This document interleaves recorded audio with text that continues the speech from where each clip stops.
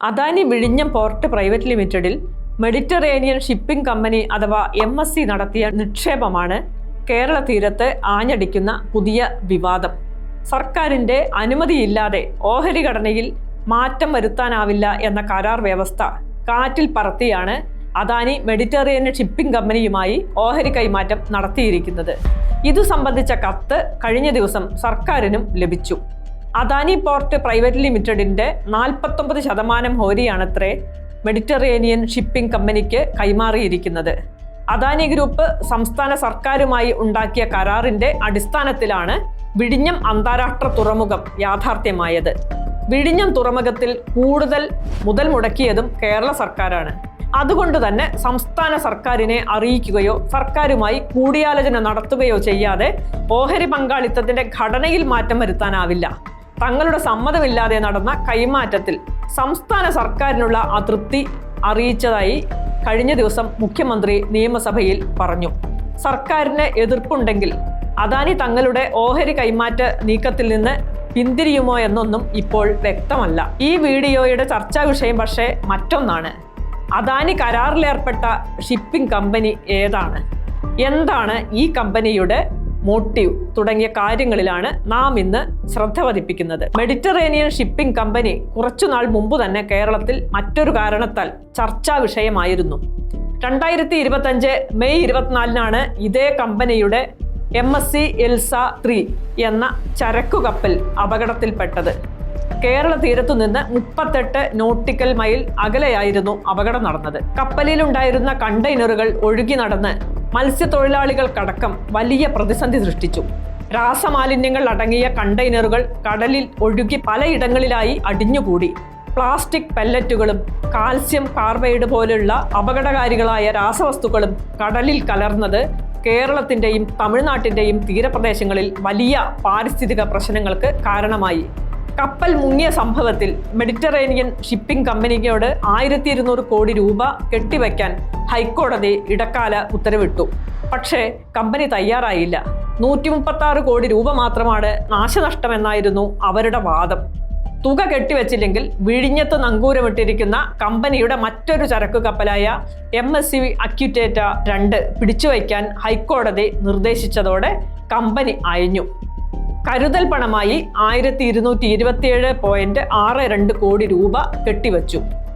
അപകടകരമായ മാലിന്യങ്ങൾ കൈകാര്യം ചെയ്യുന്നതിൽ കുപ്രസിദ്ധരായ ഈ കമ്പനി മനഃപൂർവ്വം വരുത്തിവെച്ചതാണോ അപകടമെന്ന സംശയവും അക്കാലത്ത് ഉയർന്നു വന്നിരുന്നു. എന്തായാലും അന്ന് ഒഴുകിപ്പരന്ന മാലിന്യങ്ങൾ ഇന്നും കേരള തമിഴ്നാട് തീരത്ത് അടിഞ്ഞു കിടക്കുകയാണ്. ഈ കമ്പനിയുമായാണ് അദാനി ഇന്ന് കരാറുണ്ടാക്കിയിരിക്കുന്നത്.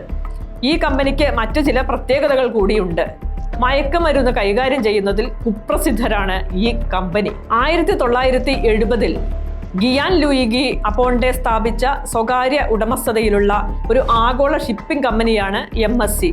ഇന്ന് 100 കണക്കിന് ചരക്കു കപ്പലുകളും ക്രൂയിസ് കപ്പലുകളും ഒക്കെയായി ലോകത്തെ ഏറ്റവും വലിയ കപ്പൽ കമ്പനികളിൽ ഒന്നായി അത് മാറിയിട്ടുണ്ട്. ഈ കമ്പനിയുടെ കപ്പലുകൾ മയക്കുമരുന്ന് കടത്തിന് കുപ്രസിദ്ധമാണ്. 2019 ഫിലാഡൽഫിയ തുറമുഖത്ത് വെച്ച് ഈ കപ്പലിൽ നിന്ന് 20 ടൺ കൊക്കൈനാണ് കണ്ടെടുത്തത്. അമേരിക്കൻ ചരിത്രത്തിലെ ഏറ്റവും വലിയ മയക്കുമരുന്ന് വേട്ടയായിരുന്നു ഇത്. തങ്ങളുടെ ക്രൂവാണ് കുറ്റകൃത്യത്തിന്റെ പിന്നിലെന്നായിരുന്നു കമ്പനി നൽകിയ വിശദീകരണം. 2019 തന്നെ ഇതേ തുറമുഖത്ത് കമ്പനിയുടെ മറ്റൊരു കപ്പലിൽ നിന്ന് 537 കിലോ കൊക്കൈൻ പിടികൂടി. ന്യൂജേഴ്സിയിലെ ന്യൂആർക്ക് തുറമുഖത്ത് നിന്ന് 1 ടൺ കൊക്കൈൻ പിടികൂടി. ബെൽജിയം, നെതർലൻഡ്, സ്പെയിൻ, ഇറ്റലി എന്നീ തുറമുഖങ്ങളും മയക്കുമരുന്ന് പിടിച്ചതിന് സാക്ഷിയായി. 2022 ബ്ലൂംബർഗ് ഒരു റിപ്പോർട്ട് പ്രസിദ്ധീകരിച്ചു. ചില മയക്കുമരുന്ന് കാർട്ടലുകൾ ഈ കമ്പനിയുടെ കപ്പലുകൾ വഴി മയക്കുമരുന്ന് കടത്തിയിരുന്നതായി റിപ്പോർട്ടിൽ പറയുന്നു. തങ്ങളുടെ മാനേജ്മെന്റിന് ലഹരി കടത്തിൽ ബന്ധമില്ലെന്നായിരുന്നു അന്നും കമ്പനി വാദിച്ചത്. 2023 ജർമ്മൻ അധികൃതർ പോർട്ട് ഹംബർഡിൽ നിന്ന് കണ്ടെയ്നറിൽ ഒളിപ്പിച്ചിരുന്ന കൊക്കൈൻ പിടിച്ചെടുത്തു. യൂറോപ്പിലെ ഏറ്റവും വലിയ കൊക്കൈൻ കേസുകളിൽ ഒന്നായിരുന്നു ഇത്.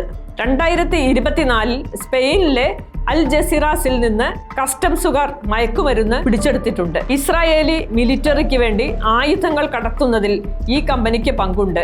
വംശീയ വിരുദ്ധ ആക്ടിവിസ്റ്റുകളുടെ പ്രതിഷേധത്തിന് ഇത് കാരണമായിട്ടുണ്ട്.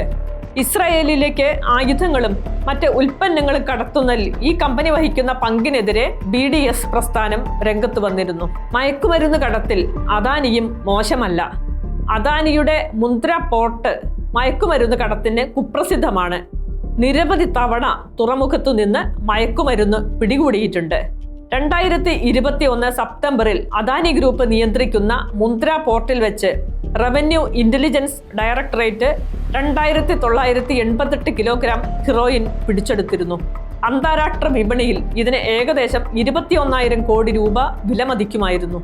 അഫ്ഗാനിസ്ഥാനിൽ നിന്ന് ഇറാനിലെ ബന്ദർ അബ്ബാസ് തുറമുഖം വഴി ടാൽക്കം പൗഡർ എന്ന വ്യാജേനയാണ് ഈ മയക്കുമരുന്ന് കണ്ടെയ്നറുകൾ ഇന്ത്യയിലേക്ക് കടത്തിയത്. ഈ മയക്കുമരുന്ന് കച്ചവടത്തിലൂടെ ലഭിക്കുന്ന പണം ലഷ്കർ-ഇ-തൊയ്ബയ്ക്ക് നൽകിയതായി അന്വേഷണ ഏജൻസികൾ ആരോപിച്ചു. ആഭ്യന്തര മന്ത്രാലയം പാർലമെന്റിൽ നൽകിയ വിവരമനുസരിച്ച് കഴിഞ്ഞ 5 വർഷത്തിനിടയിൽ ഇന്ത്യൻ തുറമുഖങ്ങളിൽ നിന്ന് പിടിച്ചെടുത്ത മയക്കുമരുന്നിന്റെ പകുതിയിലധികവും, അതായത് ഏകദേശം 57% മുന്ദ്ര പോർട്ടിൽ നിന്നാണ്.